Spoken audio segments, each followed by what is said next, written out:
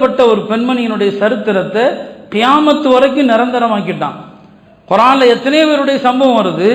ஒரு பெண் வெட்கப்பட்டார்கள் என்பதற்காக அந்த பெண்ணுடைய சரித்திரம் குர்ஆன்ல கியாமத்து வரைக்கும் ஓதப்படுது. மூசா அலைஹிஸ்ஸலாம் மதிய நகரத்துக்கு வந்தாங்க. ஒரு இடத்துல உட்கார்ந்து இருந்தாங்க. ஒரு நீர்நிலையில எல்லாரும் தண்ணி பிடிச்சிட்டு உட்கார்ந்துன்றாங்க. ஒரு 2 பெண்கள் மட்டும் ஒதுங்கி உட்கார்ந்தாங்க. மூசா அலைஹிஸ்ஸலாம் அந்த 2 பெண்கள்கிட்ட போய் மா ஹத்புக்குமா, உங்களுக்கு என்னமான்னு கேட்குறாங்க. உங்களுக்கு என்ன?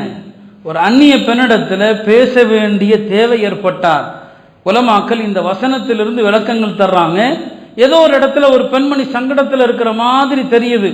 ஒரு அந்நிய பெண்ணிடத்தில் பேச வேண்டிய தேவை ஏற்பட்டால் என்ன கேட்கணுமோ அதை மட்டும் தான் கேட்கணும். வளவலன்னு பேசக்கூடாது.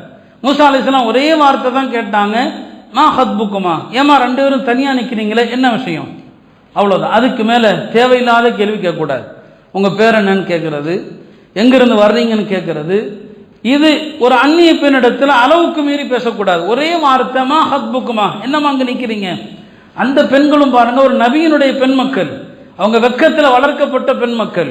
கேட்ட கேள்விக்கு பதில் சொன்னாங்க, இந்த இருக்கிற ஆண்கள் எல்லாம் தண்ணி பிடிச்சிட்டு போனாதான் நாங்கள் தண்ணி பிடிக்க முடியும், அவ்வளோதான் பதில். வேற எந்த பதிலும் சொல்லலை. எங்களுடைய தகப்பனார் வயசானவர், இங்க இருக்கக்கூடிய எல்லாரும் தண்ணி பிடிச்சிட்டு போனாதான் நாங்கள் தண்ணி பிடிக்க முடியும், அவ்வளோதான். ஒரே கேள்வி ஒரே பதில், ஒரு வரி கேள்வி ஒரு வரி பதில், முடிஞ்சு போச்சு. மூசா அலைஹிஸ்ஸலாம் அந்த 2 பெண்களுக்கும் தண்ணி பிடிச்சு கொடுத்து அனுப்புனாங்க. பிறகு தன்னுடைய தந்தை இடத்துல போய் சொல்றாங்க, ஒரு நல்ல மனிதர் எங்களுக்கு உதவி செஞ்சாரு. உடனே அவங்க என்ன செய்யறாங்க, போய் அவரை கூப்பிட்டு வாங்கம்மான்னு சொல்றாங்க. ஒரே ஒரு பெண்மணி வர்றாங்க கூப்பிடுறதுக்கு. அந்த பெண்மணி எப்படி வந்தார்கள், அல்லாஹ் அதை குர்ஆன்ல சொல்லி காட்டுறான், தம்ஷி அலா இஸ்திஹ்யாஇன், வெக்கப்பட்டு கொண்டே வந்தாருன்னு சொல்றான். வெக்கப்பட்டு கொண்டே வந்தாங்கன்னு சொல்லி யாரை கூப்பிட, மூசா அலைஹிஸ்ஸலாமை கூப்பிட. வந்த பெண்மணி மூசா அலைஹிஸ்ஸலாம்கிட்ட என்ன சொன்னாங்க, எங்கள் தந்தை உங்களை அழைக்கிறார். என்ன சொல்லலை, எங்க வீட்டுக்கு வாங்கன்னு கூப்பிடல. அப்படி கூப்பிட்டு இருந்தா அந்த பெண் கூப்பிடுற மாதிரி ஆயிடும், தப்பா ஆயிடும். எங்க வீட்டுக்கு வாங்கன்னு சொல்லலை, எங்க வீட்டுக்கு வாங்க, ஒரு டீ குடிச்சிட்டு போகலாம், தண்ணி குடிச்சிட்டு போகலாம். ஒரு பொம்பளை ஒரு ஆணை அப்படி கூப்பிடக்கூடாது. இன்ன அபி யதுஊக, எங்கள் தந்தை உங்களை அழைக்கிறார். ஒரு பெண் ஒரு ஆண்கிட்ட எப்படி பேசணும் திருக்குர்ஆன் சொல்லி தருது. எங்கள் தந்தை உங்களை அழைக்கிறார், வாங்க, நீங்க எங்களுக்கு தண்ணி பிடிச்சு கொடுத்தீங்க, அதுக்கு எங்க தந்தை கூலி கொடுக்க நினைக்கிறாரு. ஹஜ்ரத் உமர் ரலியல்லாஹு அன்ஹு அவர்கள் இந்த சம்பவத்தை ஒரு நாள் ஜும்மா பயான்ல பேசுறாங்க. சொல்றாங்க, மூசா அலைஹிஸ்ஸலாமுடைய வெக்கம் சிறந்ததா அல்லது மூசா அலைஹிஸ்ஸலாமை அழைக்க வந்த பெண்ணுடைய வெக்கம் சிறந்ததா அப்படின்னு ஒரு பட்டிமன்றமே நடத்தலான்னு சொன்னாங்க. யாருடைய வெக்கம் சிறந்தது, அந்த பெண்ணுடைய வெக்கமா மூசா அலைஹிஸ்ஸலாமுடைய வெக்கமா? ஏன் அப்படின்னா அந்த பெண் வெக்கப்பட்டுக்கிட்டே வர்றாங்க, எங்கள் தந்தை அழைக்கிறாருன்னு சொல்லி. மூசா அலைஹிஸ்ஸலாம் அதை விட வெக்கப்பட்டாங்க. அவங்க அந்த பெண்ணிடத்துல சொன்னாங்களாம், சரி நான் வர்றேன், ஆனா முன்னால நான் போறேன், பின்னால நீங்க வாங்க. நான் முன்னால போறேன், நீங்க வந்து பின்னால வாங்க.